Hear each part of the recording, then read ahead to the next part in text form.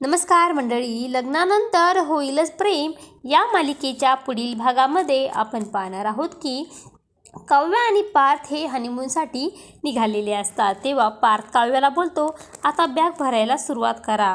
आता काव्या आणि पार्थ यांच्या नवीन प्रवासाची सुरुवात होणार आहे आणि तेव्हा दोघेही एकमेकांकडे प्रेमाने पाहू लागतात आणि त्याच वेळेस दरवाजातून आवाज येतो, बेस्ट ऑफ लक। आणि तेव्हा सर्वजण हे दरवाजाच्या दिशेने पाहू लागतात तर त्या ठिकाणी नंदिनी आलेली असते।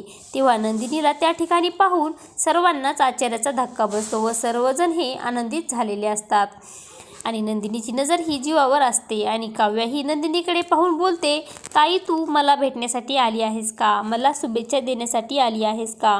परंतु ताईची मात्र नजर ही दुसरीकडेच असते आणि तेव्हा ती जीवा हा काव्याकडे पाहून तिला काही न बोलता निघून जातो आणि पार्थ नंदिनीला बोलतो, जीवा हा कमालीचा दुखावलेला आहे। आणि त्याच वेळेस काव्या ही नंदिनीला बोलते, ताई आपण देशमुखांच्या सुना आहोत आणि देशमुखांच्या सुनांना देशमुखांच्या मुलांची कशी समजूत घालायची हे चांगलेच ठाऊक आहे। आणि तेव्हा काव्या तेव्हा नंदिनी देखील तयार होतात। त्यानंतर आपण पाहतो पार्थने सुटकेस भरण्याचे सुचवलेले असते आणि पार्थ हा काव्याला बोलतो, काव्या तुम्ही सुटकेस जरा बसाल का, तुमच्या वजनाने सुटकेस थोडी खाली दबेल। आणि तेव्हा पार्थ हा काव्याकडे भावुक होऊन पाहत असतो आणि विचारतो, तुम्ही बॅगमध्ये एवढं काय भरलं आहे? आणि ती बॅग उघडून पाहतो तर काय, बॅग उघडून पाहिल्यानंतर तिला मात्र सुखद धक्का बसतो आणि तेव्हा काव्या व पार्थ दोघेही एकमेकांकडे लाजून प्रेमाने पाहू लागतात। आता पुढे येणाऱ्या भागामध्ये काव्या व पार्थ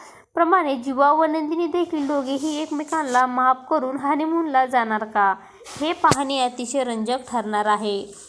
लग्नानंतर होईलच प्रेम या मालिकेचे सर्व अपडेट पाहण्यासाठी आपल्या चॅनलला लाईक करा, शेअर करा आणि सबस्क्राईब करायला विसरू नका। धन्यवाद।